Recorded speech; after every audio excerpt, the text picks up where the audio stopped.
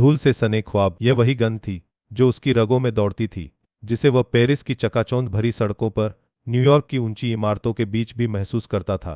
घर वापसी की यह कैसी अजीब सी कशिश थी जो उसे एक अनजाने डर और पुरानी यादों के भंवर में खींच रही थी। एक पुरानी खटारा रिक्शा उसकी तरफ बढ़ी, जिसके चालक ने उसे लगभग बिना पूछे ही पहचान लिया था। रवि बाबू, अब तो हवेली सुनी पड़ी है, कब आओगे लौटकर? उसकी आवाज में एक अजीब सी उदासी थी। रवि ने केवल एक फीकी मुस्कान दी। रिक्शा आगे बढ़ी, गलियों से गुजरती हुई, जहां पुरानी इमारतें एक दूसरे से सटकर खड़ी थीं, जैसे सदियों पुरानी कहानियों की गवाह हों। मोड़ पर एक पुरानी स्मृति उसका दामन थाम लेती थी। हवेली दूर से ही दिख गई।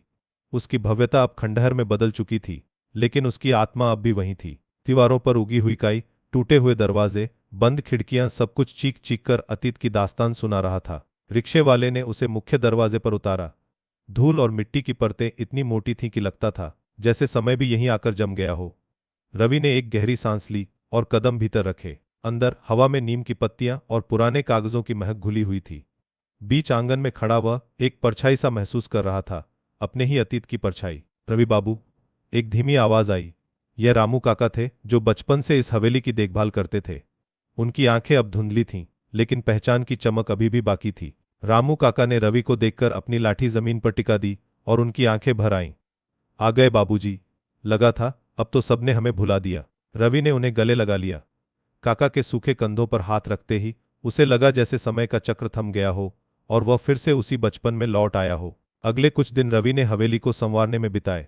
धूल झाड़ी, दरवाजे ठीक करवाए और उन कमरों को खोला जहां सालों से सूरज की रोशनी नहीं पड़ी थी। यह एक तरह से खुद को संवारने जैसा था। शाम को वह शहर की गलियों में निकल पड़ता, पुराने चाय के ठेलों पर रुकता, जहां उसे अब भी वही पुरानी अदरक वाली चाय मिलती और वही गपशप जो पीढ़ियों से चली आ रही थी। एक दिन मंदिर से लौटते हुए उसकी नजर एक परिचित चेहरे पर पड़ी। साड़ी में लिपटी, माथे पर सिंदूर और हाथों में पूजा की थाली लिए वह जा रही थी। मीरा। समय ने उसके चेहरे पर अपनी महीन लकीरें उकेर दी थीं, लेकिन उसकी आंखों में वही पुरानी चमक थी, वही गहराई जिसे रवि कभी भूल नहीं पाया था। उनकी आंखें मिलीं। एक पल के लिए दुनिया थम गई। अनकही बातें, अनबुझे सवाल, वर्षों का मौन, सब कुछ उन दो आंखों के मिलन में समा गया। मीरा ने एक पल के लिए संभल कर अपनी नजरें झुका लीं और बिना कुछ कहे आगे बढ़ गई। रवि वहीं खड़ा रहा। उसके मन में स्मृतियों का तूफान उठने लगा। फ्लैशबैक, गंगा किनारे की रेत सुनहरी धूप में चमकती हुई, रवि और मीरा नंगे पैर दौड़ते हुए एक दूसरे का हाथ थामे, उनकी हंसी हवा में घुलती हुई जैसे कोई मधुर गीत। वह बरगद का पेड़ जिसकी जड़ों ने जमीन को ऐसे जकड़ रखा था जैसे कोई अनंत बंधन, उसी के नीचे बैठकर वे अपने छोटे छोटे सपने बुनते थे। मैं तुम्हें कभी छोड़कर नहीं जाऊंगा मीरा, रवि ने कहा था। मीरा ने बस एक गहरी सांस ली थी। उसकी आंखें रवि पर टिकी थीं। शायद वह जानती थी कि वादे रेत पर लिखी इबारत होते हैं जिन्हें लहरें कभी भी मिटा सकती हैं, लेकिन उस वक्त उन्हें क्या पता था कि जीवन की लहरें कितनी क्रूर हो सकती हैं। रवि उच्च शिक्षा के लिए शहर चला गया और मीरा के घर वालों ने उसकी शादी तय कर दी। एक दिन रवि को मीरा का आखिरी खत मिला था। स्याही आंसू से धुंधली हो गई थी। मेरी शादी तय हो गई है रवि, तुम लौटकर मत आना। उस दिन रवि ने अपने सपनों को, अपने प्यार को गंगा की लहरों में बहा दिया था। उसने फिर कभी पीछे मुड़कर नहीं देखा, या यूं कहें कि देखने की हिम्मत नहीं कर पाया। वर्तमान। अगले दिन रवि ने हिम्मत करके मीरा के घर का रास्ता लिया। वही पुराना मोहल्ला, वही सन्नाटा। दरवाजे पर एक महिला खड़ी थी, शायद मीरा की बेटी। रवि ने अपना परिचय दिया। लड़की ने उसे अंदर बुलाया। घर की दीवारों पर मीरा और उसके पति की तस्वीरें थीं, उनके बच्चों की तस्वीरें। एक पूरा जीवन जो रवि के बिना जिया गया था। थोड़ी देर बाद मीरा भी बाहर आईं। उनका चेहरा शांत था, एक गहरी स्वीकार्यता लिए हुए। आइए रवि, उन्होंने कहा। उनकी आवाज में वर्षों की परिपक्वता थी। वे आंगन में एक पुरानी बेंच पर बैठे। हवा में नीम की पत्तियां और धूपबत्ती की मिलीजुली महक थी। उन्होंने मौसम की बात की, बच्चों की पढ़ाई की, शहर के बदलावों की। शब्दों के पीछे एक गहरा मौन था जो हर अनकही भावना को समेटे हुए था। रवि ने सोचा, क्या वह सच में इतनी शांत थी या यह उसके वर्षों का अभ्यास था। तुम ठीक हो? रवि ने पूछा। उसकी आवाज में एक हल्की सी हिचकिचाहट थी। उसकी आवाज में कोई शिकायत नहीं थी, बस एक गहरी समझ थी जो रवि को कहीं ज्यादा परेशान कर गई।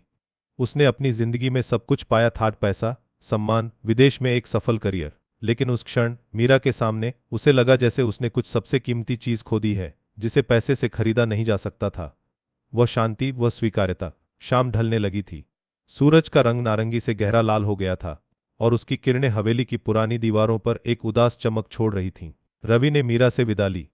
बाहर निकलते हुए उसे लगा कि उसने सिर्फ एक व्यक्ति को नहीं, बल्कि अपनी जिंदगी के एक पूरे अध्याय को पीछे छोड़ दिया है।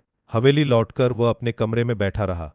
चांदनी खिड़की से छनकर आ रही थी और हवा में चमेली की हल्की खुशबू तैर रही थी। उसने अपनी आंखों के सामने मीरा का चेहरा देखा। वह शांति, वह स्वीकृति, यह स्वीकार्यता ही शायद उसकी सबसे बड़ी शक्ति थी और रवि की सबसे बड़ी हार। लेकिन क्या यह हार थी या एक नई शुरुआत?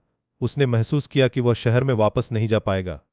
अब उसकी जगह यहीं थी, इस धूल से सनी हवेली में, अपनी जड़ों के पास। उसने तय किया कि वह इस हवेली को फिर से नया जीवन देगा, सिर्फ पत्थरों को नहीं, बल्कि उन यादों को भी जो यहाँ की हर ईंट में बसी थीं। वह यहाँ रहेगा, इन गलियों में घूमेगा, गंगा के किनारे बैठेगा। मीरा उसकी जिंदगी का एक खूबसूरत ख्वाब थी जो पूरा नहीं हो पाया, लेकिन उसकी महक हमेशा उसके साथ रहेगी।